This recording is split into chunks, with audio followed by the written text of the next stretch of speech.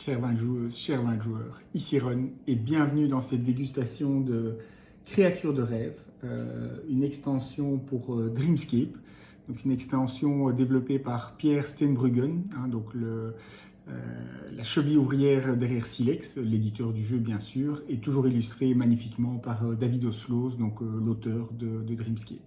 Donc, dans Créatures de rêve, eh bien, on va avoir le plaisir d'accueillir dans nos rêves et donc dans nos paysages des créatures, créatures des bois, des forêts, de l'eau, du ciel, pour venir égayer nos paysages, donc pour nous permettre de gagner plus de points, mais aussi pour nous permettre de gagner des possibilités supplémentaires pour réaliser nos différents paysages pendant nos rêves.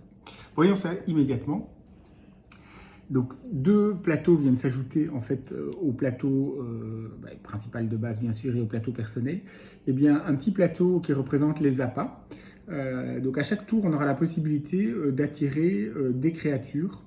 Donc il y a 5 créatures différentes comme vous voyez ici, le dauphin, le lapin, l'écureuil, le renard et le hibou. Et bien pour les attirer on devra simplement mettre un appât de la bonne couleur et pour corser un peu la difficulté, ajouter autant de fragments, mais de couleurs différentes, qu'on a déjà de créatures dans son Dreamscape. Donc ma première créature, imaginons c'est le hibou, mais je dois juste mettre un gris. Si je voulais attirer une deuxième créature, par exemple le lapin, je devrais mettre un blanc et un d'une autre couleur qu'un gris ou un blanc, puisqu'ici dans l'appât il peut toujours y avoir un seul fragment de chaque couleur, pour pouvoir attirer le lapin, parce que j'ai déjà un hibou dans mon Dreamscape. Quand on attire une créature, eh bien, on la met simplement dans son Dreamscape sur un des fragments libres, on va voir ça dans quelques instants, sur son Dreamscape, et ensuite on applique son effet. Et son effet, on pourra également le réappliquer à son tour à n'importe quel moment, que ce soit pendant la phase de collecte ou pendant la phase de création des rêves, simplement en jouant un seul fragment de la couleur en question. Donc par exemple, si j'ai le hibou dans mon Dreamscape, eh bien, je joue un fragment gris, eh bien, je peux réappliquer l'effet du hibou, et juste après le lapin, même chose, et imaginons que j'ai le renard, eh bien, je joue un seul fragment et je peux appliquer l'effet du renard. Alors, les effets, quels sont-ils? Ils sont déterminés, ou leur puissance en tout cas est déterminée par le petit plateau qui est sur le côté. Ça c'est personnel, ça c'est un plateau commun, on le met sur le côté, mais pour la facilité du visionnage, je l'ai mis ici à côté des plateaux personnels.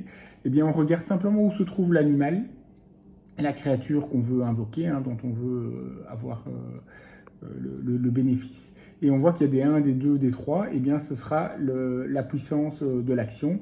Alors les actions, elles sont évidemment en lien avec les autres actions assez classiques de Dreamscape. Donc le hibou permettra de piocher des fragments au hasard et les mettre directement dans son Dreamscape, en respectant bien sûr les règles habituelles de pose. L'écureuil permettra de collecter, ça c'est sur le grand plateau au moment de la phase de collecte, autant de fragments que la valeur évidemment indiquée à côté de l'écureuil, toujours en respectant les règles de collecte, donc pas plus de 2 fragments de la même couleur, etc. Le lapin permettra de déplacer son rêveur ou bien une des créatures, puisqu'on les déplace aussi sur son Dreamscape, parfois elles sont dans le chemin de la même manière, donc avec des fragments blancs. Et bien là, le lapin, on met un fragment blanc, ici il est à côté du 3, et bien on pourra déplacer de 3 cases, soit de son rêveur, soit une des créatures. Et enfin le dauphin et le renard. Le dauphin permet de récupérer un pion, un fragment déjà posé sur une carte, marquer le nombre de points mentionnés par le chiffre à côté du dauphin à ce moment-là, et ensuite pouvoir évidemment réutiliser à la fois ce fragment et le pouvoir de la carte. Donc vachement avantageux. Et last but not least, le renard, qui est le plus agressif entre grands guillemets, et bien là on va prendre un fragment comme le dauphin d'une carte, mais d'une carte adverse. Donc on va voler un fragment, mais par contre c'est l'adversaire à qui on a volé le fragment qui va marquer les points. Donc ici je crois que c'est 2, parce que c'est derrière les 3 animaux, les 3 créatures, donc 2 points. Et bien sûr il aura de nouveau sa carte disponible à son tour de jeu, s'il a encore un tour de jeu à jouer à ce moment-là. Et ensuite, si on passe simplement quelques secondes sur le plateau perso, eh bien, vous voyez, on met les créatures, on les pose simplement sur un fragment libre, et à la fin du jeu, les créatures valent un fragment de la couleur en question. Pour les connaisseurs de Dreamscape, on a des cartes objectifs de fin, par exemple le plus grand nombre de fragments bleus, eh bien le dauphin équivaut également à un fragment bleu. Tout est dit oui, bien sûr, il y a 2 tuiles objectifs de fin supplémentaires pour un petit peu varier les parties, donc ce qui est tout à fait bienvenu. Mais donc tout est dit sinon sur cette extension créature de rêve. Magnifique, donc vous voyez que les créatures sont féeriques, les dessins sont toujours aussi beaux, le design colle tout à fait avec l'esprit, l'ambiance du jeu, c'est absolument superbe. Et alors, le jeu, l'extension en elle-même apporte une profondeur encore plus grande, je dirais même carrément osons le mot, une touche de complexité.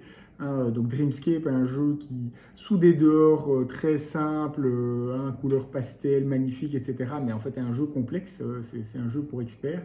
Eh bien, Créature de rêve renforce encore ça, donc ça augmente encore les possibilités, et on se surprend à réussir 2 cartes, parfois quasi 3 cartes en un tour, sur les 5 et 6e tours, tellement on a de possibilités si on a bien optimisé son jeu, donc ça augmente encore vraiment la puissance et la complexité du jeu, mais donc c'est absolument, absolument délicieux. C'était la dégustation donc, de Créature de rêve, une extension pour Dreamscape, une extension de Pierre Stennebruggen, toujours chez Silex, et bien sûr Pierre de chez Silex, toujours illustré par David Oslos, l'auteur de Dreamscape. J'espère que ça vous a plu. Je vous souhaite une excellente dégustation. Je vous dis à bientôt.